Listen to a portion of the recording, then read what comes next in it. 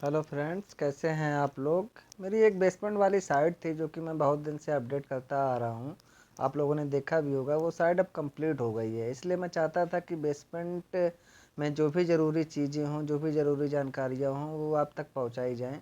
तो मेरे बेसमेंट की साइट जो कंप्लीट हुई है, उसमें खुदाई से लेकर के पूरे कंस्ट्रक्शन में जो भी मेरा मटेरियल लगा हुआ है, जो क्वालिटी लगी हुई है, और जितना भी खुदाई हुई है, कंस्ट्रक्शन हुआ है, कॉलम खड़े हुए हैं या जाल बिछा हुआ है, ये सब पूरी कंप्लीट बेसमेंट की जानकारी मैं इस वीडियो में आपके पास लेकर के आया हूँ।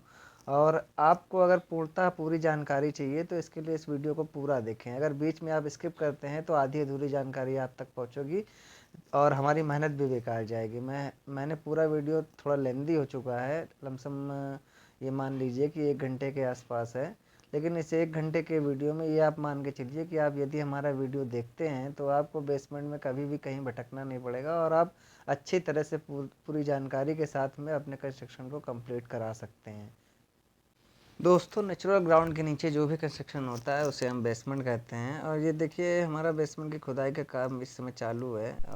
तो खुदाई करते समय दो चीज़ें ध्यान देने लायक हैं। एक, खुदाई कितनी की जाए, और दूसरा, खुदाई कैसे की जाए। तो दोनों चीज़ें अलग अलग हैं और अलग अलग इनकी जानकारियाँ भी आपको मिलनी चाहिए।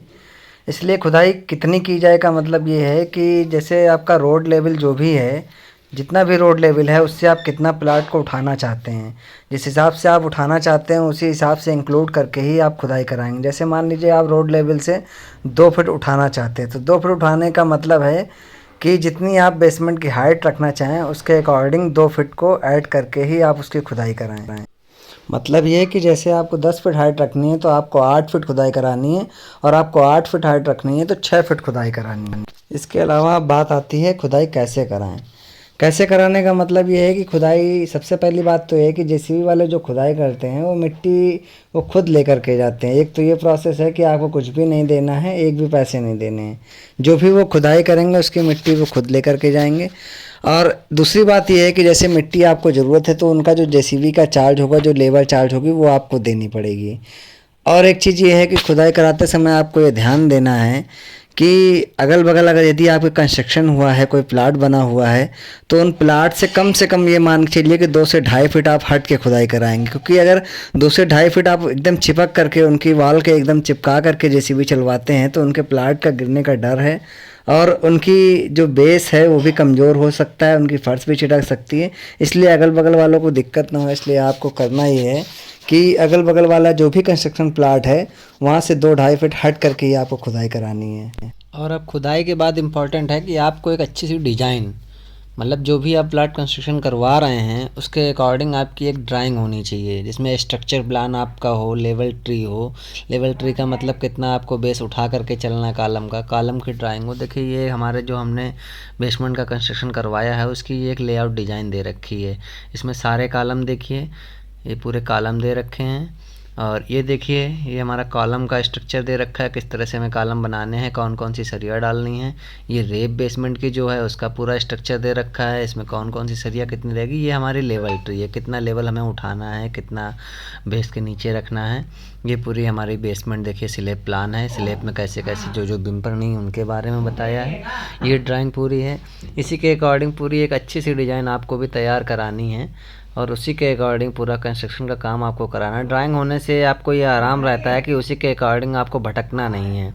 जिस हिसाब से आपकी ड्राइंग होगी उसी के अकॉर्डिंग आपका कंस्ट्रक्शन आप चालू करा सकते हैं और कंप्लीट करा सकते हैं। ऐसे क्या है, हर जगह आपको सोचना पड़ेगा। बीच बीच में देखिए पूरा स्ट्रक्चर प्लान हमारा तैयार हो, इसमें पूरी स्लैब की और बीम की, कॉलम की, सबकी सरिया दे रखी। तो अब प्लान के अकॉर्डिंग आपको कॉलम की तैयारी करानी है, मतलब कॉलम आपको बनवा के तैयार कराने हैं। तो प्लान में जैसी आपकी सरिया दे रखी हो, 16 mm, 10 mm, 12 mm, 25 mm, 20 mm, जो भी सरिया आपके कॉलम की ड्राइंग में दे रखी हो उसके अकॉर्डिंग आप कॉलम तैयार कराना। देखिए, हमारे यहाँ ड्राइंग में 3 प्रकार के कॉलम दे रखे हैं। देखिए, एक ये आपका कॉलम हमारा जो है 12-18 का है, एक 9-18 का है, और जो है एक 27x18 का है। तो ये 3 प्रकार के कॉलम दे रखे हैं, जिसमें 16 mm की सरिया हमारी जो है ये 12-18 और 9-18 वाले कॉलम में लगी हुई है, और प्लस 25 और 16 की सरिया जो है वो हमारे 27x18 के कॉलम में लगी हुई है। अब ये देखिए 6 इंच पीसीसी कर करके जो है 6 इंच गिट्टी डाल के मसाला डाल के बढ़िया कुटाई करके पीसीसी की गई है। और उसके बाद इसमें जो देखिए ये 5x5 का जो है नीचे एक जाल पड़ा हुआ है जो कि 4 सूत की सरिया का बना हुआ है। और उसके ऊपर फिर ये कॉलम हमारा जो है स्ट्रक्चर इसका खड़ा किया जा रहा है। ये देखिए ये पूरा जो है पीसीसी की गई है, अच्छे से कुटाई करके उस पर जाल लगाया गया है, फिर उसके बाद ये कॉलम खड़ा किया गया है। ये देखिए डबल रिंग का हमारा कॉलम है, 2 रिंग इस पे पड़ी हुई है और 4-4-8 2 सरिया पड़ी हुई है, 4-4-8 और 2-10 सरिया पड़ी हुई है। और इसके अकॉर्डिंग ये तैयार हुआ है कॉलम। तो एक चीज़ यहाँ पे एक और इम्पॉर्टेंट बात आती है जो कि सभी लोगों के मन में रहता है कि अधिकतर आप देखते होंगे कि इस समय बेसमेंट की डिमांड बहुत ज़्यादा है, बेसमेंट इतने ज़्यादा क्यों बनाए जा रहे हैं। तो वो भी आप लोगों को जानकारी होनी चाहिए। बेसमेंट इतने ज़्यादा इसलिए बनाए जाते हैं क्योंकि आप खुद ही जानते हैं कि बढ़ती पॉपुलेशन, ज़मीन की कमी, ज़मीन के रेट में महंगाई, ज़मीन के रेट भी बढ़ती कीमतों की वजह से घर बनाते समय घर के नीचे एक बेसमेंट तैयार कर लिया जाता है, जिससे कि जो है एक अच्छा स्पेस मिल जाता है रहने के लिए और काफ़ी फ़ायदेमंद होता है ये। और most storage living space provide कर देता है ये, जिससे काफ़ी लाभदायक होता है और बहुत सारे फंक्शन उसमें अटेंड किए जा सकते हैं, पार्किंग निकाली जा सकती है। इन्हीं सब को देखते हुए हर कोई चाहता है कि घर के नीचे एक पार्किंग के लिए स्पेस हो। और बेसमेंट इसीलिए अधिकतर जो देखा जाता है बेसमेंट इसीलिए तैयार कराया जाता है कि पार्किंग हो गया, इन सब चीज़ों के लिए बहुत ही आराम रहता है। तो कॉलम स्ट्रक्चर और खुदाई के बाद अब चीज़ आती है कि वाल आरसीसी वाल कितनी उठाई जाए, वाल किस तरह उठाई जाए और कितनी उठाई जाए। तो सबसे पहली चीज़ है आपको जो ये वाल उठानी है, इस पर देखिए बढ़िया सरिया का 6 इंची का स्पेस दे करके जाल बांधा गया है। और ये आप 10 mm 8 mm का भी तैयार करा सकते हैं, 8 mm 10 mm चल जाएगा। इस सरिया का जाल कंप्लीट कराने के बाद आपको आरसीसी वाल 4 इंची उठानी है। कभी भी आप ये ना करें कि बीम डला करके उसके ऊपर आप 9 इंची ईंटे की वाल उठा देते हैं, तो उससे हमेशा ये आप समझ करके चलिए कि आपका बेसमेंट बेकार हो गया। बेसमेंट बेकार होने का मतलब ये आप मान के चलिए कि पानी का सीपेज हमेशा लीकेज उसमें बना ही रहेगा। और इसीलिए जो है 9 इंची वाल की जगह आपको 4 इंची ढलाई करके निकालनी है। 4 इंची ढलाई प्लस 4 इंची वाल। 4 इंची वाल इसलिए इम्पॉर्टेंट है क्योंकि उसमें झिरी पाइप का काम आपका आराम से हो जाएगा और आरसीसी वाल काटने में झिरी पाइप के लिए काफ़ी परेशानियाँ होती हैं और टाइम भी लगता है और मटेरियल भी गड़बड़ होता है। ये देखिए ये पीछे जाल बना हुआ है, आगे 4 इंची दीवार लगाई जा रही है। तो ये मोस्ट इम्पॉर्टेंट है, आपको ये बात हमेशा ध्यान रखनी कि जब कभी आपका बेसमेंट का कंस्ट्रक्शन आप करवाते हैं या बनवाते हैं तो उसमें आपको ये ज़रूर ध्यान रखना है कि आपको 4 इंची वाल उठवानी है और 4 इंची वाल के बाद 4 इंची आरसीसी वाल प्लस 4 इंची वाल। ये चीज़ें आपको याद रखनी। टोटल मिला करके आपकी 9 इंची हो जाती है। पीछे आप आरसीसी भर सकते हैं, आगे वाल कंप्लीट कर सकते हैं, जिससे आपकी मजबूती भी रहेगी और सीलन के भी चांसेस नहीं रहेंगे। और ये भी रहेगा कि बगल वाले की भी मजबूती और आपकी वाल की भी मजबूती रहेगी। बिजली काम करने में भी आपको दिक्कत नहीं होगी और आराम से कंप्लीट करा सकते हैं। और 4 इंची वाल रहेगी तो ये है झिरी पाइप आपका आराम से हो जाएगा, बढ़िया हो जाएगा और मजबूती भी रहेगी। अब बात आती है आरसीसी वाल कितनी उठवाई जाए। कितनी उठवाई जाए, बहुत लोग ये करते हैं कि 5 फीट 6 फीट उठवा लेते हैं, उसके बाद फिर ईंटे की वाल चालू कर देते हैं। तो ऐसा आप बिल्कुल ना करें। मेरी मानना तो ये है कि आप अगर 8 फीट हाइट रखते तो 8 फीट तक आरसीसी वाल ले जाए, 10 फीट हाइट रखते तो 10 फीट तक आप जो है आरसीसी वाल ले जाए। मतलब बेसमेंट के जितने भी वाल हो वो आरसीसी तो होनी ही चाहिए। आरसीसी मतलब ये मान चलिए कि वाल RCC, floor RCC plus top यानी छत, तीनों चीज़ आरसीसी होनी चाहिए। आरसीसी होने से आपके सीलन के चांसेस बहुत कम होंगे और मजबूती भी बढ़िया होगी। तो अब क्योंकि आप जानते हैं कि इसमें मिट्टी हमेशा बनी रहती है, अगल बगल जो भी है मिट्टी बनी रहती है, मिट्टी की वजह से सीलन आना संभाविक बात है कि सीलन तो आएगी। तो इसलिए आरसीसी वाल बहुत ज़्यादा ज़रूरी। हाँ, जहाँ पे ये मान लीजिए जैसे रोड लेवल है, बाहर मिट्टी का एरिया, जहाँ पे मिट्टी का एरिया ना हो वहाँ आप ईंटे की वाल उठा सकते हैं, बट जहाँ मिट्टी का एरिया है वहाँ आपको आरसीसी वाल ही देनी है। वो चाहे जितनी आपको लगे, 8 फीट 10 फीट जो भी हो, आप आरसीसी वाल, एक मंजिल ये मान लीजिए कि आप आरसीसी वाल आपको देना ही देना है। तो बिल्कुल भी कतराई ना करें, ये ना करें कि 5 फीट उठवा दिया उसके बाद 9 इंची वाल आप करने लगे, खींचने लगे, तो उससे नुकसान आपका ही। ज़रा सी भी सीलन कहीं से आती है तो फिर वो कभी बंद नहीं हो पाती है। और एक चीज़ हमेशा ध्यान रखें, वाल उठने के बाद आप वाटर प्रूफिंग कराना ना भूलें, क्योंकि वाटर प्रूफिंग आप नहीं कराते हैं तो सबसे बड़ी दिक्कत ये है कि ये जो सीलन लीकेज बनती है ये फिर कभी बंद नहीं हो पाती। यही एक ऐसा समय होता है जो कि आप पहले से ही अपनी प्लानिंग के हिसाब से चल सकते हैं और इन सीलन की वजह जो है उसको आप वाटर प्रूफिंग करवा दीजिए ताकि जो है सीलन आपके प्लाट में, आपके बेसमेंट में ना आए। और ये देखिए इस तरह का काम, ये देखिए ये तो मुझे बताना नहीं चाहिए फिर भी मैं बता रहा हूँ। ये देखिए बगल में एक ये प्लाट बना हुआ है, कंस्ट्रक्शन है, और इन्होंने जो देखो नीचे कॉलम अपना ढाल रखा है, ये हमारी तरफ कितना ज़्यादा निकाल दिया है। तो कॉलम डालते समय ये चीज़ें हमेशा ध्यान रखें कि अपने एरिया में ही रखें, वरना यही हालत आपके भी प्लाट की हो सकती है। देखिए किस तरह से पूरा मिट्टी भसक रहा है। तो इन सब चीज़ों से बचाव करने के लिए आपके पास एक ही रास्ता है कि काम को सही तरीके से कीजिए, समय चाहे जितना लगे। और ऐसी ही जानकारी मैं अभी आगे आपको और भी बताता रहूँगा, तो इसके लिए प्लीज़ बीच में आप वीडियो को स्किप ना कीजिए, पूरा वीडियो लास्ट तक देखें अगर पूरी जानकारी चाहिए तो। अभी हमारे पास और भी टॉपिक्स हैं। टॉपिक का मतलब ये है कि अभी फ्लोर का तरीका मैं आपको बताऊंगा, वॉल आगे बताऊंगा, प्लस कॉलम हो गई, उसके बाद छत की बीमें हो गई, छत स्लैब हो गई, जीने हो गए, मतलब पूरा कंप्लीट बेसमेंट का जो भी कंस्ट्रक्शन है वो पूरी जानकारी मैं इस वीडियो में आपको दूंगा। और इसलिए दूंगा ताकि भाई देखो होता क्या है कि थोड़े थोड़े वीडियो देखने से क्या है कि एक एक टॉपिक आपको बदल के देखना पड़े, कोई वीडियो आप ढूंढ रहे हैं वो आपको उस समय पे नहीं मिल पा रहा है, तो वहाँ पे प्रॉब्लम क्रिएट होती है। तो इसलिए एक ही वीडियो में पूरी जानकारी आपको दे रहा हूँ। बड़े थोड़ा लेंदी हो रहा है, थोड़ा टाइम लगेगा, लेकिन ये है कि पूरी जानकारी एक ही वीडियो में आपको अवेलेबल कराऊँगा। तो ये देखिए यहाँ पर दोनों तरफ से वॉल खड़ी कर दी गई है और बीच में एक कॉलम हमारा आपका तैयार है। आपका कॉलम ये तैयार है। अब पहले वॉल उठाने के बाद ये कॉलम भरे जाएंगे, भरने के बाद मजबूत होंगे, फिर ऊपर की ये वॉल कंप्लीट होनी है। वॉल कंप्लीट होने के बाद फिर ये कंस्ट्रक्शन पूरा जो है आगे तैयार किया जाएगा। उस हिसाब से देखिए गड्ढा पूरा बराबर कर दिया, 5x5 का हमारा गड्ढा है ये। यहाँ अभी पीसीसी की जाएगी, 6 इंची लाल गिट्टी डाल करके बढ़िया कुटाई करके पीसीसी करने के बाद तब ये यहाँ से कंस्ट्रक्शन कंप्लीट किया जाएगा। अब ये देखिए एक साइड हमारी कंप्लीट करा दी गई है और ये दूसरी साइड चालू है। ये दूसरी साइड पूरी तोड़ फोड़ हो रही है, अभी यहाँ भी खुदाई होगी। हाँ, खुदाई का एक चीज़ ये आप हमेशा याद रखें कि बारिश के समय कभी भी बेसमेंट का काम ना चालू कराएं। यदि आप बारिश के समय बेसमेंट का काम चालू कराते हैं तो जो आप गड्ढा कराएंगे उसमें पूरे में पानी भर सकता है और अगल बगल की मिट्टी बैठने के कारण बगल की बिल्डिंग जो हैं वो भी गिरने, उनके भी गिरने का डर है। इसलिए हमेशा ये याद रखें, यदि खाली प्लाट पड़ा हुआ है, आप उस पर कंस्ट्रक्शन करवाना चाहते हैं, बेसमेंट बनवाना चाहते हैं, तो विशेष रूप से आपसे अनुरोध है कि आप बारिश के समय ये काम बिल्कुल ना कराएं। चाहे बारिश से पहले करा लें और चाहे बारिश के बाद कराएं। क्योंकि हाँ, कभी कदार ऐसा होता है कि जैसे गर्मी में भी आप कंस्ट्रक्शन काम चालू करा रहे हैं तो बारिश हो सकती है, तो उसके लिए तो एक इत्तेफाक है, उसके लिए तो कोई दिक्कत नहीं है। लेकिन बारिश का मौसम है और अगर आप काम कराने जा रहे हैं तो बेसमेंट का काम बिल्कुल मत कराएं। अगर बारिश के बाद कराएं या बारिश से पहले कराएं। और एक चीज़ ये भी है, देखिए पूरी खुदाई इधर साइड की वाल हमने खड़ी कर ली थी और ये कॉलम खड़े कर लिए थे। मतलब एक एक साइड से हमने काम चालू किया था। काम एक एक साइड से इसलिए चालू किया था क्योंकि काफ़ी बड़ा एरिया है, 37x55 का एरिया है ये हमारा। और अगल बगल एक तरफ से पहले मैंने कटिंग कर ली, सारे कॉलम खड़े कर लिए हैं।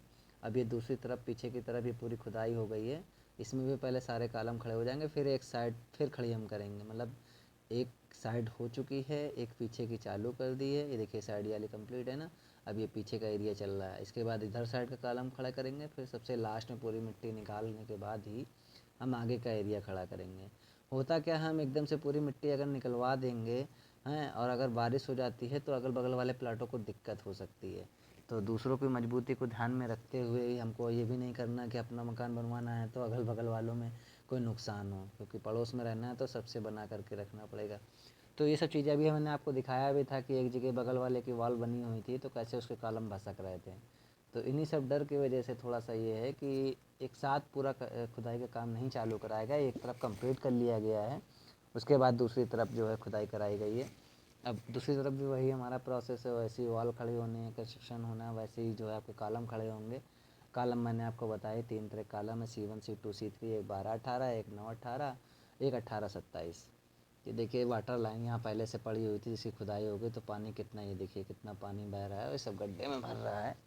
तो थोड़ा सा ये सब चीज़ें आपको ध्यान देने लायक है। यदि आपके प्लाट आप बेसमेंट बनवाने जा रहे हैं, कंस्ट्रक्शन कर रहे हैं, बाहर जैसे नाली है तो नाली का विशेष आपको रास्ता बनाना है ताकि इस तरह की दिक्कत आपके यहाँ ना हो।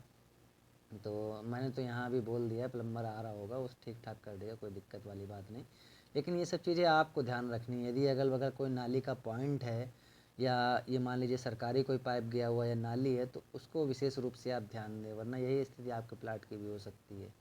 तो ये देखिए सब पूरी खुदाई हो चुकी है, ये रात में जेसीबी चली है, देखिए सीमेंट है हमारी। तो आप सीमेंट वाली बात आपको बता दें तो सीमेंट भी आपको यही करना है कि यदि आप नॉर्मल सीमेंट लगवाते हैं तो आपको केमिकल ज़रूर उसमें डालना है।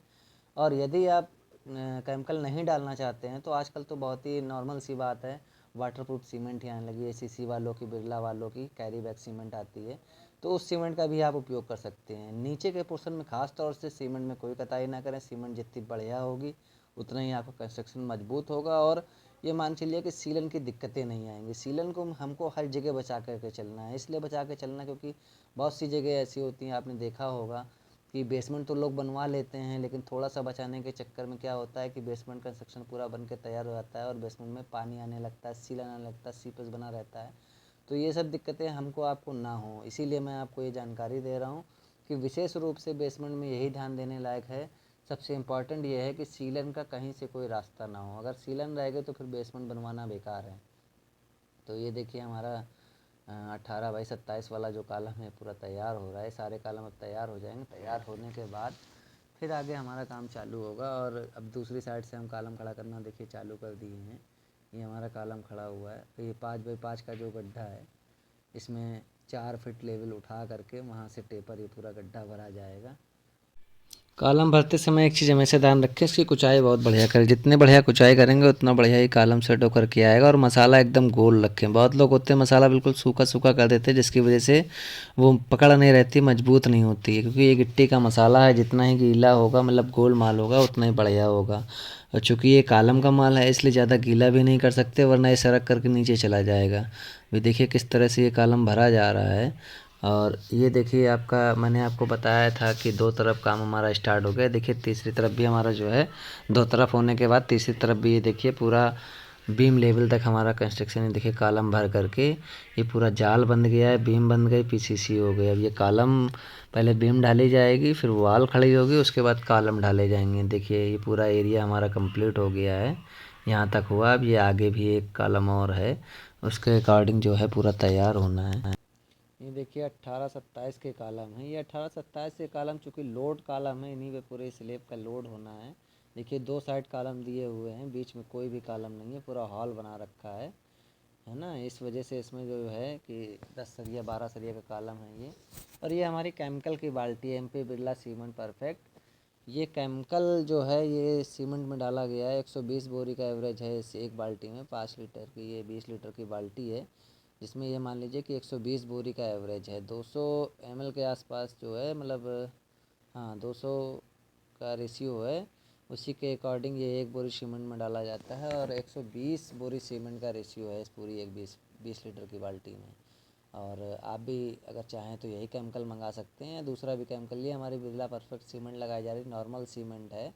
और इसी नॉर्मल सीमेंट के साथ में जो है केमिकल भी हम लोग डाल रहे हैं। जितना भी RCC वर्क है या वॉल का वर्क है, जो भी कंस्ट्रक्शन हो रहा है, जो भी काम हो रहा है, सब में केमिकल ज़रूर डाला जा रहा है। क्योंकि मैंने आपको पहले भी बताया कि बेसमेंट बनाते समय सबसे इम्पॉर्टेंट क्या है, किस चीज़ पे हमें फोकस करना है, ध्यान देना है, वो है सीपेज सीलन, है ना। सीपेज हुआ, लीकेज हुआ, सीलन हुआ, ये नहीं होना चाहिए। देखिए कॉलम पूरा कंप्लीट हो गया है कितना बढ़िया कॉलम ये बना हुआ है पूरा। ऐसे ही आपको भी तैयार कराना है।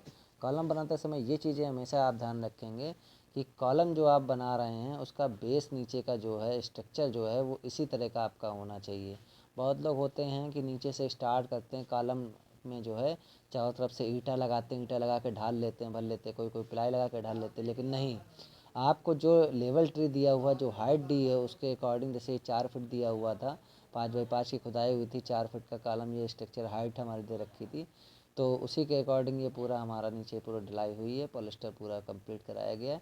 यही चीज़ आपको भी ध्यान रखनी है, वो ईंटे वाला बक्सिंग वाला काम बिल्कुल मत करें।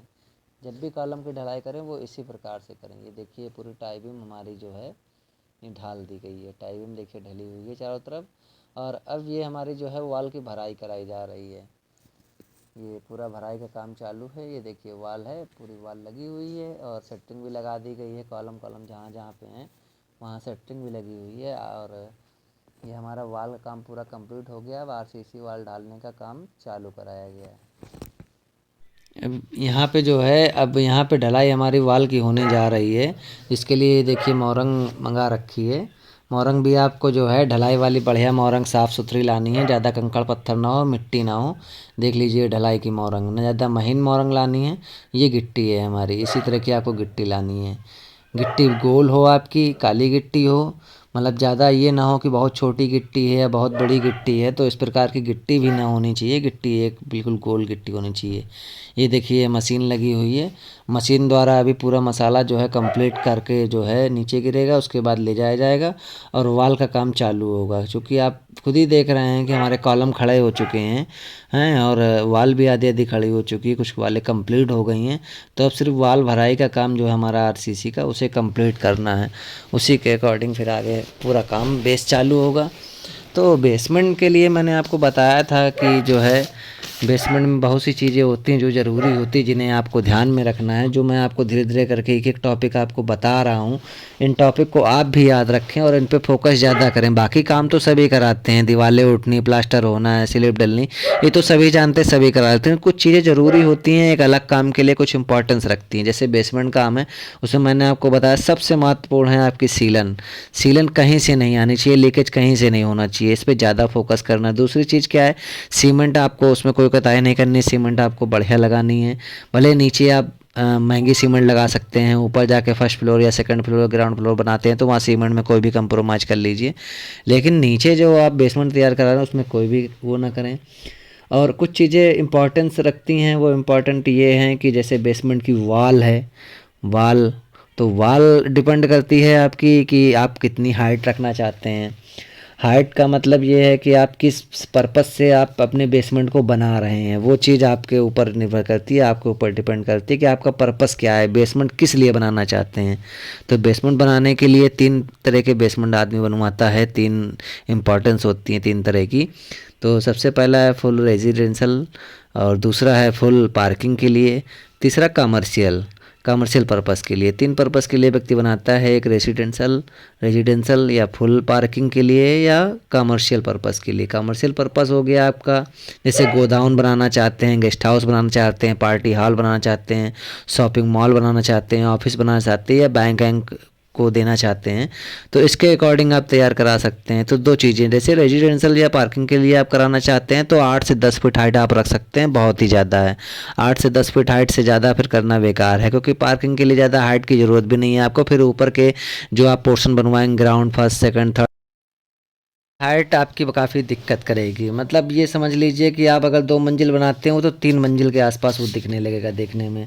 इसलिए अगर आपका जो है पार्किंग रखते हैं, रेजिडेंशियल पर्पस से बनवाना चाहते हैं तो 8 से 10 फीट हाइट रखिए। यदि कमर्शियल पर्पस है आपका, जैसे गोदाम बनाना चाहते हैं, गेस्ट हाउस बनाना चाहते हैं, पार्टी हॉल बनाना चाहते हैं, या शॉपिंग मॉल बनाना या ऑफिस बनाना किसी चीज़ का चाहते हैं, या बैंक को देना चाहते हैं, तो ये समझ लीजिए कि आपको फॉल सीलिंग तो करवानी पड़ेगी। और यदि 8 से 10 फीट आप हाइट रखते हैं, उसके बाद आपकी बीमें हैं और बीम नीचे की तरफ लटके रहेंगे तो फिर कवर नहीं हो पाएगा। इसलिए कम से कम 11 से 12 फीट हाइट आपको रखनी है, यदि आप कमर्शियल पर्पस पे बनाना चाहते हैं तो। कमर्शियल पर्पस पे आप बनाएंगे तो आपको 11 से 12 फीट हाइट रखनी है।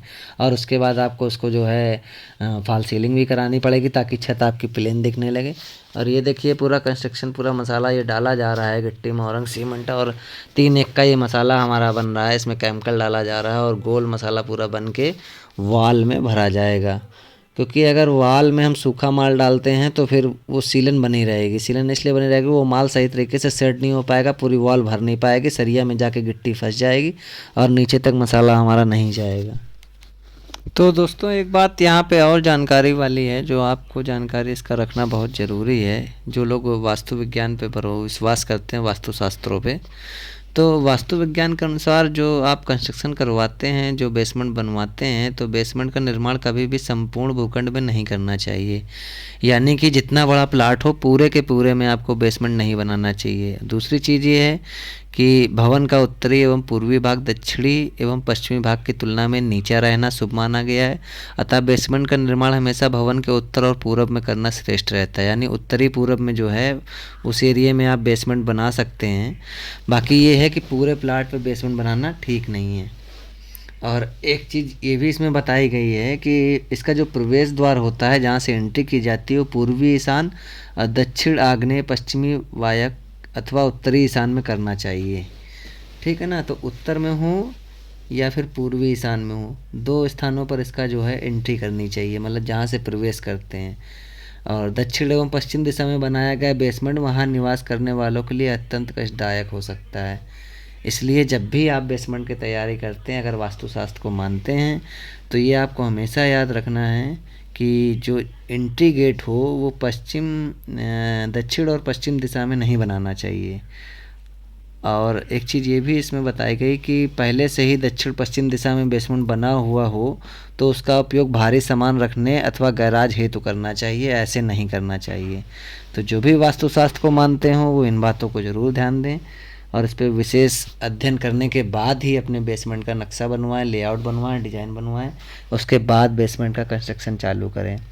और यहाँ गहराई की बात रही तो बेसमेंट की गहराई 10 से 12 फीट से ज़्यादा नहीं होनी चाहिए, जिसमें से ऊपर के 3-4 फीट जो है वो ज़मीन के लेवल से ऊपर आने चाहिए।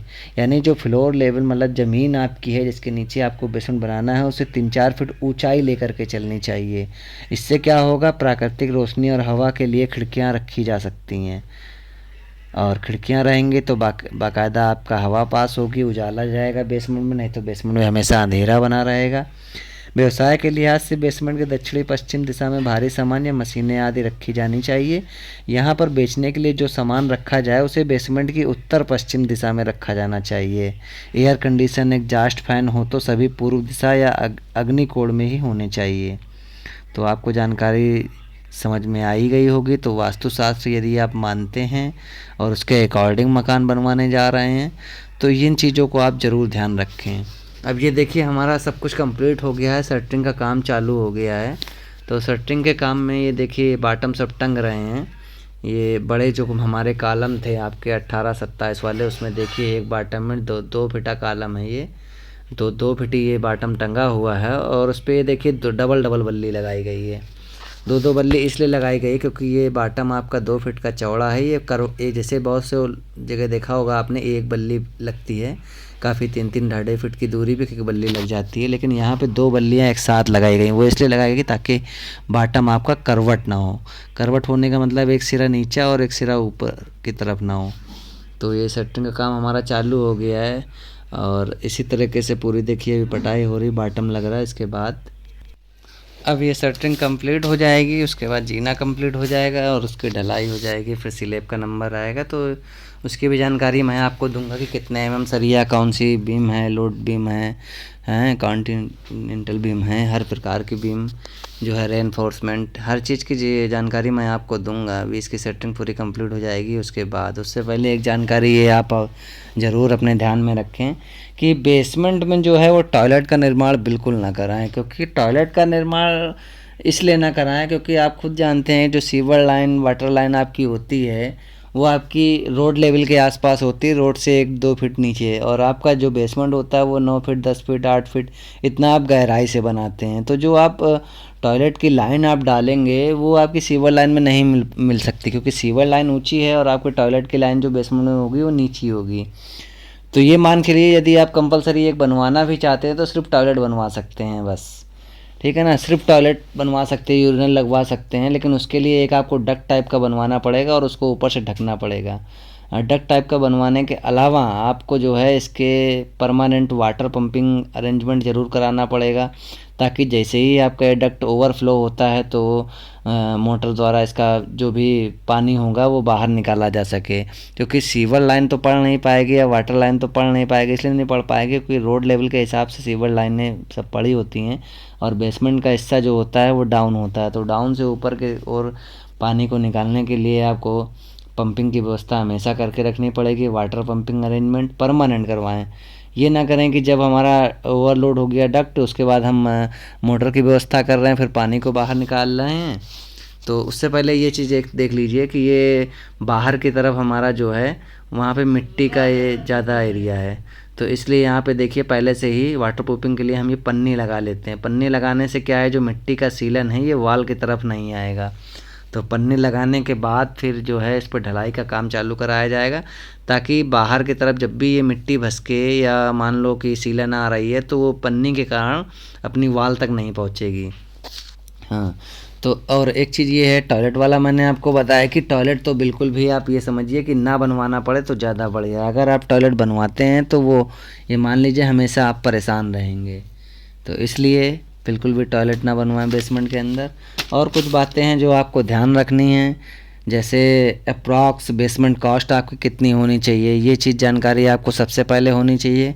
उसके बाद बेसमेंट का काम चालू करना। ये ना हो कि खुदाई करा दी, चारों तरफ की दीवार उठवा दी, उसके बाद बजट आपका बिगड़ रहा है और आप कंस्ट्रक्शन वहीं पे छोड़ के जा रहे हैं, तो ऐसा ना होने पाए। इसलिए अप्रॉक्स बेसमेंट कॉस्ट आपको पहले ही मालूम होनी चाहिए। उसी के अकॉर्डिंग आपको पैसा लगाना है, इन्वेस्टमेंट करना है और कंस्ट्रक्शन का काम कंप्लीट कराना है। और दूसरा बात है ध्यान करने लायक, जो आपको ध्यान रखनी है बेसमेंट का काम कराते समय, वो बेसमेंट हाइट का। हाइट मैंने आपको बताई है, पहले ही बता दिया था जब वीडियो स्टार्ट किया था कि अगर फुल रेजिडेंशियल होगा या पार्किंग होगी तो 8 से 10 फीट हाइट होगी, और कमर्शियल या पर्पस पे आप बनवा रहे हैं तो 11 से 12 फीट होगी। दो टॉपिक ये आपके हो गए, इन बातों को आपको ध्यान रखना है। उससे पहले ये देखिए जीना हमारा ये जो है, ये जीना तैयार हुआ, इसकी शटरिंग ये लग चुकी है। तो इसको चैन जीना भी बोलते हैं, स्टेप जीना भी बोलते हैं। ये 3.5 फीट चौड़ा जीना है हमारा। हाँ, 3.5 फीट चौड़ा है और 7-10 के स्टेप इसके बने हुए हैं। ये कंप्लीट सेटिंग भी हो गई, सारी बीमें देखिए सब बाटम वाटम लग के पूरा कंप्लीट हो गया है। तो ये भी काम सब कंप्लीट है। तो मैं बात कर रहा था कि बेसमेंट बनाते समय किन किन बातों का ध्यान रखना चाहिए। तो 2 बातें मैं आपको बता चुका हूँ। एक अप्रॉक्स बेसमेंट कॉस्ट आपको मालूम होनी चाहिए, बेसमेंट की हाइट। हाइट के लिए आप पहले ही घर में सलाह मशवरा करके जो है इसकी ड्राइंग तैयार करा लें, कितनी हाइट रखनी है, उसी के हिसाब से कॉलम भी आपके तैयार होंगे और कॉलम का ढांचा भी उसी हिसाब से खड़ा होगा।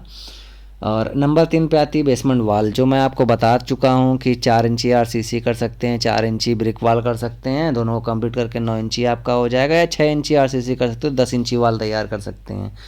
लेकिन बनानी आपको दोनों पड़ेगी। आरसीसी वाल मजबूती और सीलन के पर्पज़ से आपको बनानी पड़ेगी, और ब्रिक वाल आपको झिरी पाइप के चक्कर से बनानी पड़ेगी, वरना बिजली का काम करने में बहुत सी प्रॉब्लम क्रिएट होंगी। तो 3 टॉपिक ये हैं जो आपको ध्यान में रखने। चौथा टॉपिक है फ्लोरिंग का। फ्लोरिंग में आपको ये हमेशा ध्यान रखना, फ्लोरिंग भी आपको आरसीसी करानी है, जाल डालना है, जाल डालने के बाद आरसीसी करानी है। क्योंकि अगर जाल डाल के आप आरसीसी काम नहीं कराते हैं तो प्रॉब्लम आपको क्रिएट होगी, परेशानी आपको होगी। उससे क्या होगा कि सीलन आएगी। केमिकल ज़रूर डालें इसमें, या तो फिर जो है वाटर प्रूफिंग सीमेंट का इस्तेमाल करें। 4 पॉइंट के बाद 5वां पॉइंट आपका आता है वाटर प्रूफिंग और डैम प्रूफिंग। वाटर प्रूफिंग और डैम प्रूफिंग ये बहुत ही इंपॉर्टेंट है, इस पर गहराई से ध्यान दें और इसका काम ज़रूर कराएं। कंस्ट्रक्शन जैसे वॉल आपकी खड़ी हो गई, या स्लैब आपकी हो गई, या नीचे की फ्लोरिंग आपकी हो गई, तो उसके बाद इसकी वाटर प्रूफिंग ज़रूर कराएं। वाटर प्रूफिंग कराने से आपका जो है सीलन और लीकेज कभी नहीं होगा। तो ये देखिए चैन स्टेप्स जीना मेरा तैयार हो गया है, और ये जाल भी देखिए बढ़िया बन गया है। तो जाल बनाते समय पहले सुन लीजिए कि इसका जो है, जब आप जाल बनाएंगे जीने का, तो ये आपको ध्यान रखना है कि ये रिंग की मोटाई 2.5 से 3 इंच से ज़्यादा मोटी ना हो, या 2.5 इंच हो या 3 इंच, ठीक है। ये 2 मोटाई हो, और साइज भी जो है वो आपको बिल्कुल 2.5 से 3 इंच के साथ, जैसे 7 इंची हाइट आप रखें तो 7 और 3 10 का आपका जो है ये रिंग होनी चाहिए। हाँ, और ये आपस में राइज़र और हाइट वाले ये दोनों स्टेप जो हैं आराम से एक ही में जॉइंट रिंग बनानी चाहिए। और ये देखिए बीच बीच में चेयर लगा रखी है, ताकि ये हमारा डबल जाल है तो जाल की वजह से ये जाल बिल्कुल प्लाई में ना छुए, दोनों ऊपर नीचे के दोनों जाल अपनी जगह पे हों आराम से। 2-2.5 इंची गैप होने के बाद, तो इसलिए इसमें चेयर बांध रखी है। ये तो जीना कंप्लीट हो गया है, इस पर सरिया भी बन गए, उस पर ढलाई का काम चालू होने वाला है। बाकी मैं आपको बता रहा था कि किन किन बातों का ध्यान रखना चाहिए। तो 3 टॉपिक मैं आपको बता चुका था, approx basement cost, basement height, basement wall. और चौथी नंबर में मैं आपको बता रहा था फ्लोरिंग का। तो फ्लोरिंग का मैंने आपको बताया कि इसी हिसाब से आपको करना, जैसा मैंने बताया कि उसमें केमिकल का यूज ज़रूर आपको करना है। अगर केमिकल आप नहीं डालते हैं या वाटर प्रूफिंग नहीं करते हैं तो बहुत सी दिक्कत का आपको सामना करना पड़ सकता है, आपकी पूरी मेहनत बेकार हो सकती है। 5वें नंबर पर वाटर प्रूफिंग, डैम प्रूफिंग आती है, जो कि आपको वाटर प्रूफिंग करनी है। बहुत लोग होते हैं कि सीमेंट में जो है केमिकल बहुत सारे आते हैं, जैसे मैंने अभी आपको एक केमिकल दिखाया, और भी इससे पहले मैंने एक वीडियो अपने चैनल पे अपलोड किया था जिसमें मैंने केमिकल के बारे में आपको बताया था, वाटर प्रूफिंग केमिकल के लिए। तो बहुत लोग सीमेंट में सान के वो केमिकल लगवा लेते हैं। बहुत से लोग करते क्या है, जगह जगह जो है छोटे छोटे होल छोड़ देते हैं, जिससे कि नमी की वजह से वो पानी पूरा सरकता चला आता है। और बहुत लोग क्या करते हैं, उस पर पन्नी की लेयर कुछ चढ़ा देते हैं। तो किसी भी तरह हो, लेकिन ये वाटर प्रूफिंग का काम आप ज़रूर करवा दें। 5 पॉइंट के बाद 6वां पॉइंट आपका आता है रेनिंग सीजन में खुदाई ना करें। वो भी मैं आपको पहले ही बता चुका हूँ कि जब भी बरसात का समय हो तो आप बेसमेंट का कंस्ट्रक्शन बिल्कुल भी मत चालू करवाएं, या तो बरसात के बाद में कराएं या बरसात से पहले कराएं। यदि बीच में आप करवाते हैं तो ये मान के चलिए कि आपको बहुत बड़ा नुकसान झेलना पड़ सकता है। हो सकता है कि पानी अगर आपके खुदाई में ज़्यादा भर गया, खुदाई करने के बाद आपके प्लाट पर ज़्यादा भर जाता है तो अगल बगल की बिल्डिंगों में भी वो नुकसान कर सकता है। अगल बगल की बिल्डिंगों को ढहने के भी डर होते हैं, इसलिए प्लीज़ कोशिश यही करें कि रेनिंग सीजन के बाद ही आप अपना काम चालू कराएं और बड़े आराम से सहूलियतपूर्वक पूरा काम कराएं, किसी भी अगल बगल वाले को कोई दिक्कत ना हो। 7वें नंबर पे आता है परमानेंट वाटर पंप। वो भी मैंने आपको बताया कि वाटर पंप तो आपको लगवाना ही पड़ेगा, नहीं लगवाते हैं तो वो परेशानी की जड़ है आपके लिए। जो भी सीलन लीकेज का पानी होगा वो हमेशा बेसमेंट में भरा रहेगा और वो कभी आप नहीं निकाल पाएंगे, इसलिए इसकी व्यवस्था आप ज़रूर कर लें। 8वें नंबर पर आता है फुटिंग डेप्थ लेवल। तो फुटिंग डेप्थ लेवल मैंने आपको बताया, ये आपको बहुत ज़रूरी है। फुटिंग का डेप्थ लेवल आपको मालूम होना चाहिए, उसी के अकॉर्डिंग आपको ड्राइंग बनवानी चाहिए और उसी के अकॉर्डिंग आपको फुटिंग डेप्थ लेवल कंप्लीट कराना चाहिए। और बाकी ये देखिए जीना कंप्लीट हो गया है, जीरी काट दी गई है जीना, देखिए ढलाई करके कितना सुंदर लग रहा है। इसी तरह से आपको भी जीने की तैयारी करानी है। ज़्यादा मतलब ये जो स्टेप हैं इसकी मोटाई ज़्यादा ना हो। अगर मोटाई ज़्यादा हो जाएगी तो मान लीजिए 1-1.5 इंची ऊपर से पत्थर लगाया जाएगा, ग्रेनाइट लगाया जाएगा, तो जब 5-6 इंची या 7 इंची इसकी मोटाई हो जाती है तो देखने में स्टेप बहुत ख़राब लगता है। यदि आप 2.5 से 3 इंची रखते हैं और 1 इंची मान लीजिए पत्थर रख के आता है तो 4 इंची मोटाई देखने में सुंदर भी लगती है और अच्छी भी लगती है। या आप ये भी कर सकते हैं कि जब ऊपर टॉप पे तो आप मार्बल या ग्रेनाइट का पत्थर लगवा सकते हैं, लेकिन साइड में जहाँ ये प्लाई लगी हुई है साइड वाली, यहाँ पे खाली प्लास्टर नॉर्मल व्यक्ति करा देता है। आप चाहें तो इस पर 1.5 इंची के बाद एक ग्रुप भी कटवा सकते हैं। यदि आप ग्रुप कटवा देंगे प्लास्टर में तो इसकी सुंदरता और भी बढ़िया हो जाएगी, देखने में भी बहुत बढ़िया लगने लगेगा। तो छोटी छोटी चीज़ें हैं लेकिन ये ध्यान देने लायक। देखिए रिंग भी कंप्लीट हो गई हैं। छोटी छोटी बातों को ध्यान देने से आप अपने घर को मजबूत बना सकते हैं और सुंदर बना सकते हैं। इसमें कोई ज़रूरी नहीं कि आप अपना एक इंजीनियर रखें या कोई जानकार व्यक्ति रखें। यदि आप हमारा ये वीडियो रेगुलर देखते रहेंगे, हमारे चैनल से जुड़े रहेंगे, तो आपको ये प्रॉब्लम कभी नहीं आएगी। आप छोटी छोटी जो भी आपकी जानकारियाँ होंगी, आपको नहीं समझ में आ रहा है, आप एक छोटा सा वीडियो बना के मेरी मेल पे भेज सकते हैं या मेरे चैनल पे भेज सकते हैं। उसके बाद उसके विषय में मुझसे जानकारी ले सकते हैं जो फ्री ऑफ कास्ट है। और ऐसे ही अभी थोड़ी बहुत जानकारियाँ और हैं जो कि अब स्लैब के बारे में मैं आपको बताऊँगा, तो प्लीज़ बीच में स्किप ना करें। पूरी जानकारी के लिए पूरा वीडियो देखें। इससे क्या होगा, आपको कुछ फ़ायदा ही मिलेगा, आपका नुकसान नहीं होगा। और बाकी रिक्वेस्ट यही है कि वीडियो को पूरा देखा करें, बिल्कुल भी लापरवाही ना करें और बीच में वीडियो काटने की कोशिश ना किया करें, इससे आपका ही नुकसान होता है। तो ये देखिए जीना पूरा कंप्लीट कर दिया गया है। बाकी मैं आपको बता रहा था किन किन बातों का ध्यान रखना चाहिए, तो 7 टॉपिक मैं आपको बता चुका था। Number 1 approx basement cost, basement height, basement wall, flooring, water proofing, dam proofing, raining season में खुदाई ना करें। नंबर 7 था परमानेंट वाटर पंप। नंबर 8 है फुटिंग डेप्थ लेवल। अब नंबर 9 पे आता है वेंटिलेशन। तो वेंटिलेशन तो आप जानते ही हैं, यदि मकान आप बना रहे हैं तो आपको वेंटिलेशन का विशेष रूप से ध्यान देना है, क्योंकि वेंटिलेशन नहीं देंगे तो हमेशा हॉल में, बेसमेंट में या किसी भी कंस्ट्रक्शन में वेंटिलेशन का ध्यान जरूर दिया जाता है, जिससे कि जो है यदि लाइट नहीं आ रही तो कमरों में, रूम में अंधेरा ना हो।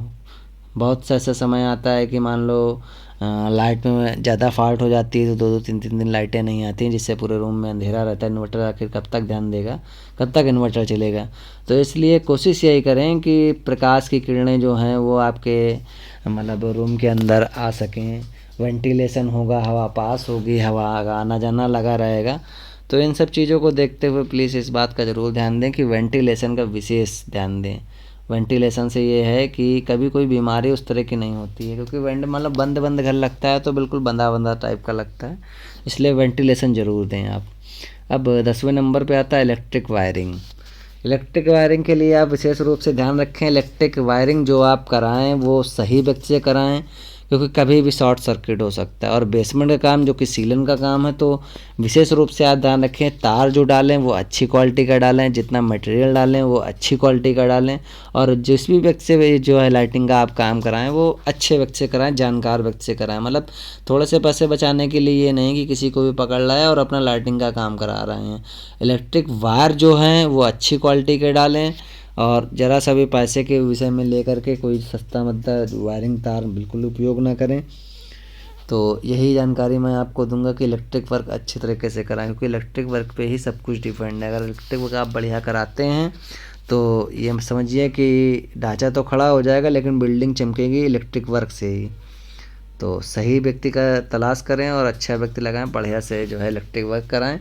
इसके बाद 11वें नंबर पे आता है टॉयलेट इन बेसमेंट। तो भी मैं आपको बता चुका हूँ कि बेसमेंट में टॉयलेट बिल्कुल देने की कोशिश ना करें। यदि आपकी कोई मजबूरी होती है कि आपको देना ही पड़ता है तो आप टॉयलेट अगर देते हैं तो एक डक्ट ज़रूर बनवाएं।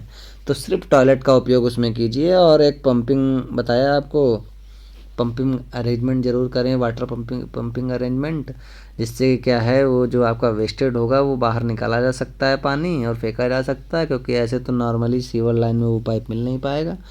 तो इसलिए यही रिक्वेस्ट है कि आप कोशिश करें कि टॉयलेट ना बनवाना पड़े तो बहुत बढ़िया है। और 12वें नंबर पे आता है वास्तु। ये जो व्यक्ति वास्तुशास्त्र को मानने वाले हैं उनको एक बात ज़रूर ध्यान देनी चाहिए, मैं पहले ही बता चुका हूँ कि नेगेटिव एनर्जी हमेशा बेसमेंट बनी रहती है, नेगेटिव एनर्जी हमेशा बनी रहती है। इसलिए आप कोशिश यही करें कि बेसमेंट पूरे भूखंड पर मत बनवाएं। पूरा जो भी आपका एरिया है, मान लो हमारा तो 37x52 57 का जो भी है, तो उसी हिसाब से जितना भी एरिया है तो आप आधे में करा सकते हैं या एक कमरे का करा सकते हैं या 2 कमरे का करा सकते हैं। लेकिन कोशिश यही करें कि पूरे भूखंड पर आप बिल्कुल बेसमेंट ना बनवाएं। अगर पूरे बेसमेंट में आप बनवाते तो वास्तुशास्त्र ये कहता है कि नेगेटिव एनर्जी हमेशा बन रहती है। और वेंटिलेशन हमेशा होना चाहिए, प्रकाशीय किरणें हमेशा आनी चाहिए। जब भी बेसमेंट आप बनवाएं तो कोशिश करें प्रकाशीय किरणें ज़रूर आएँ। और उत्तर पूर्व में बेसमेंट होना चाहिए, ये बात ध्यान रखिएगा। दिशा का विशेष ध्यान, यदि वास्तुशास्त्र को मानते हैं तो उत्तर पूर्व की ओर ही जो है आपका बेसमेंट होना चाहिए। रास्ता जो है, एंट्री जो है वो इसी दिशा में होनी चाहिए। तो देखिए सेटरिंग का वर्क कंप्लीट हो गया है। इसके बाद ये बीम बीम बांधी जा रही है, बढ़िया बीम बंध रही है। ये देखिए 6 6.5 इंची 7 इंची की गैप में रिंगें बांधी जा रही हैं और 4 4 8 सरिया जो है वो रिंग में पड़ी हुई है। और एल ज़रूर मोड़ें। आप भी ये ध्यान रखें जहाँ पे एंड हो, जहाँ से स्टार्टिंग हो बीम की, वहाँ पे एल ज़रूर मोड़ें। देखिए इस सरिया में आगे एल मोड़ा जा चुका है। एल देखिए, ये देखिए एल मुड़ा हुआ है। बीम की जो भी सरिया हो उसमें एल ज़रूर मोड़ें, विशेष ध्यान रखें। एल मोड़ने से क्या है, ये पकड़ बढ़िया करते हैं और फंसाव करता है। तो ये देखिए पूरा जाल, क्रंक जाल हमारा बिछा हुआ, लाइटिंग का पूरा काम कंप्लीट हो चुका है। देखिए बढ़िया, कितना बढ़िया लाइटिंग का काम किया है। ये देखिए पूरा क्रंक जाल लगा हुआ है, जगह जगह देखिए चेयर फंसाई गई है ताकि ये क्रंक जाल का जो ऊपर का जाल है वो ज़मीन में ना फंसे। बढ़िया देखिए काम चालू कराया गया है, बढ़िया चल रहा है। तो आज ढलाई का समय है, तो अब ढलाई के विषय में भी ध्यान दे लीजिए। देखिए कितना बढ़िया है, पूरी जीना कंप्लीट हो चुका है। ये साइड की बीम साइडें सब लग गई हैं, सेटिंग वालों का काम कंप्लीट हो गया। तो विशेष रूप से आप ध्यान दें इन बातों का कि अब तो ये ढलाई का समय आएगा। ढलाई तो नॉर्मल वैसे ही करनी, जैसे मैंने अभी आपको इससे पहले भी वीडियो में अपने चैनल पर डाल चुका हूँ। 1000 स्क्वायर फीट स्लैब ढलाई, 500 स्क्वायर फीट स्लैब ढलाई। तो उसी के अकॉर्डिंग ढलाई का पूरा काम करना है। ये देखिए, और वाइब्रेटर का उपयोग ढलाई में ज़रूर करें। वाइब्रेटर का उपयोग नहीं करते हैं तो प्रॉब्लम होगी, जगह जगह खुरदरी निकलेगी, स्लैब बेकार निकलेगी, जिससे कि दिक्कत होगी आप ही को, दूसरों को नहीं। इसलिए विशेष रूप से ध्यान दें। देखिए एकदम गीला माल, गोल माल आपको इस्तेमाल करना है। ये देखिए बीम पूरी, ये 2 फीटी बीम है, 8 8 सरिया पड़ी हुई हैं, बीच में एक्स्ट्रा कटर भी पड़ा हुआ है ना, एक्स्ट्रा कटेल भी पड़ी हुई है बीच में।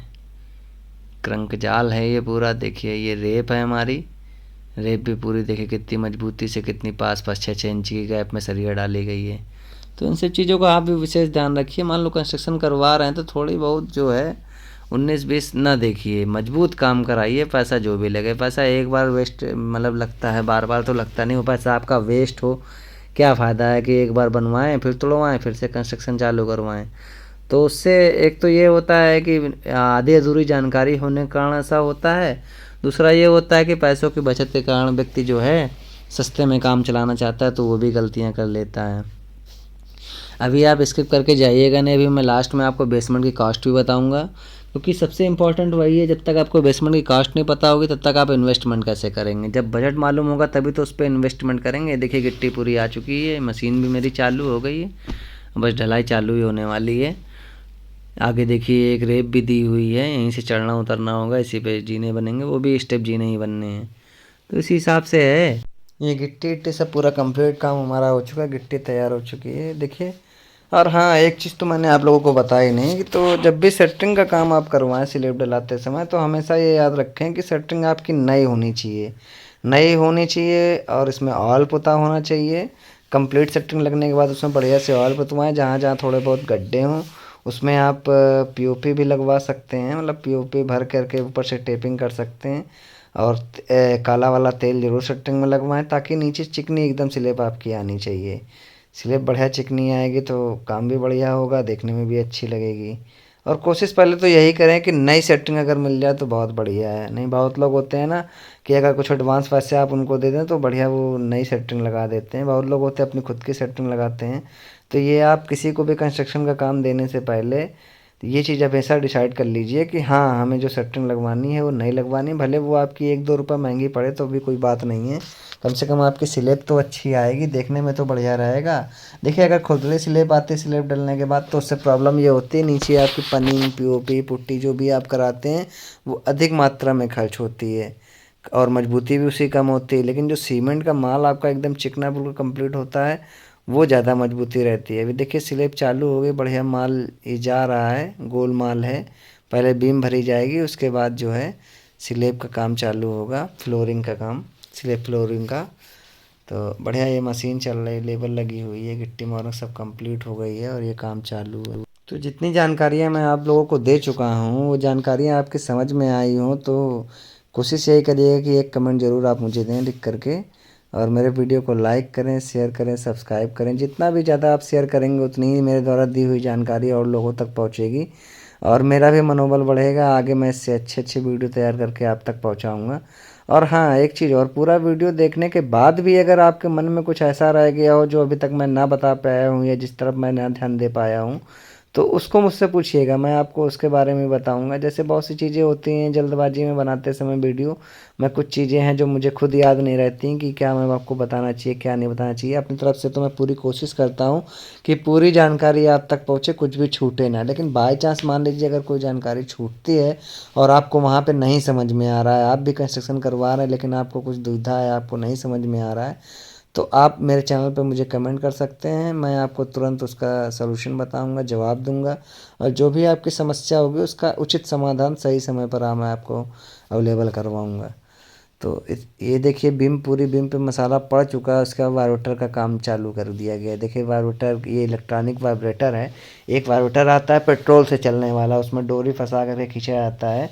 तो उसमें कभी कभी क्या होता है कि उसका बिगड़ने का डर ज़्यादा होता है और काफ़ी मेहनत से उसको खींचना पड़ता है, काफ़ी वजन होता है जो कि आगे पीछे सरकाने में भी दिक्कत होती है।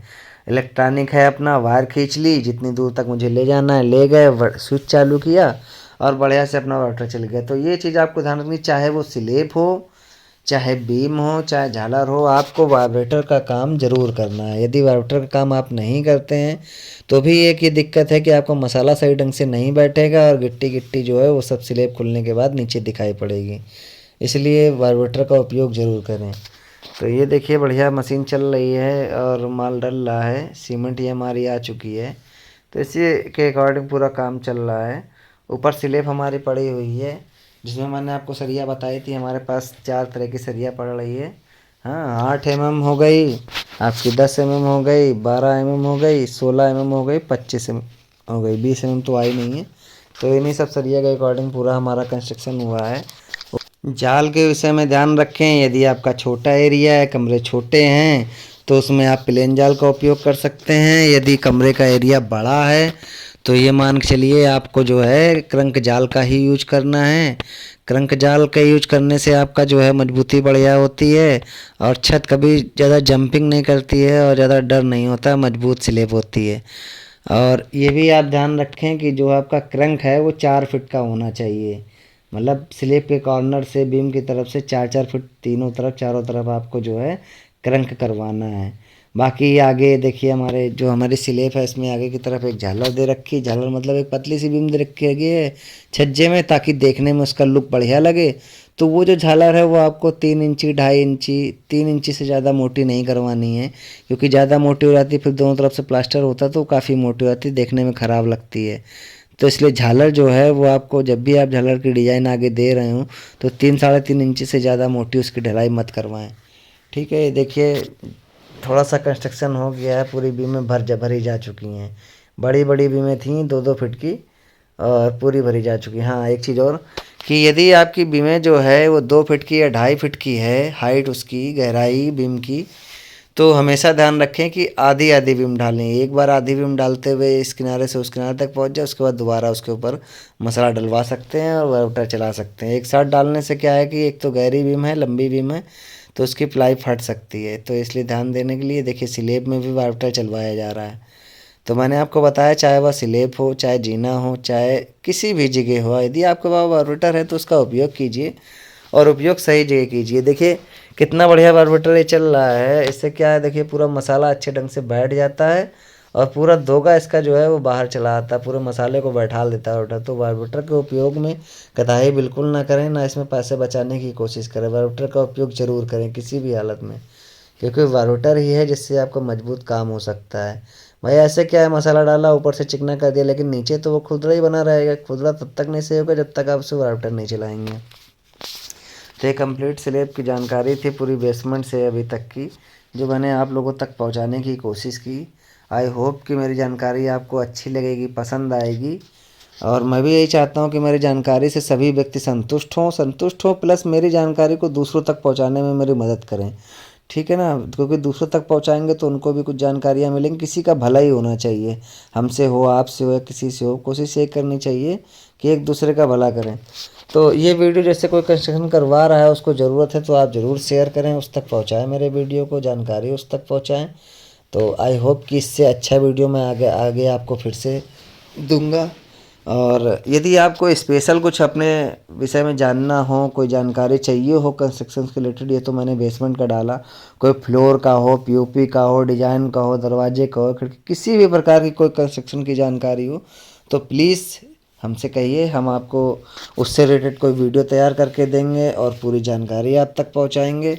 तो जाते जाते एक बात आपसे और बताना चाहूँगा कि सब कुछ तो मैंने आपको बताया, लेकिन बेसमेंट बनाने की जो कास्ट होती है वो मैं आपको नहीं बता पाया, तो वो भी मैं आपको बता रहा हूँ। तो विशेष रूप से आप ध्यान दीजिएगा कि बेसमेंट की जो कास्ट होती है, यदि 6 इंची आरसीसी वाल आप कराते हैं, 8 से 10 mm सरिया आप डलवाते हैं वाल पे, 10 से 12 इंच की गैपिंग देते हुए, और कंक्रीट का जो कंस्ट्रक्शन है वो M ग्रेड का, M20 ग्रेड का आप देते हैं, तो ये मान के चलिए कि 2000 से 2500 रुपये पर स्क्वायर फिट का आपका रेट पड़ेगा। पर स्क्वायर फिट के हिसाब से आपका बेसमेंट तैयार होगा, जिसमें सब कुछ इंक्लूड है, आपको कुछ भी नहीं देना है। और बाकी मेरा वीडियो आपको पसंद आया हो, अच्छा लगा हो, तो प्लीज़ लाइक कीजिए, सब्सक्राइब कीजिए और शेयर करना ना भूलिए, क्योंकि बस आप ही लोगों की वजह से मैं ये वीडियो डाल रहा हूँ, ताकि आप लोगों तक पूर्ण जानकारी पहुँचे। और जिसे जानकारी ना हो उसका पैसा बर्बाद ना हो, क्योंकि ना आधी आधी अधूरी जानकारी होने की वजह से या कम जानकारी होने की वजह से यही होता है कि जानकारी ना होने की वजह से एक बार कंस्ट्रक्शन होता है, दोबारा तोड़ा जाता है, तो काफ़ी तकलीफ़ होती है। तो दोस्तों फिर मिलेंगे अपने फिर से नेक्स्ट वीडियो में आप लोगों के साथ में, और बढ़िया फिर से एक नया वीडियो लेकर के आऊँगा आप लोगों के बीच इसी जानकारी के साथ। Thank you so much. और ये है कि अगला वीडियो इससे भी बेटर बनाने की कोशिश करूँ मैं आप लोगों के लिए। Thank you so much friends.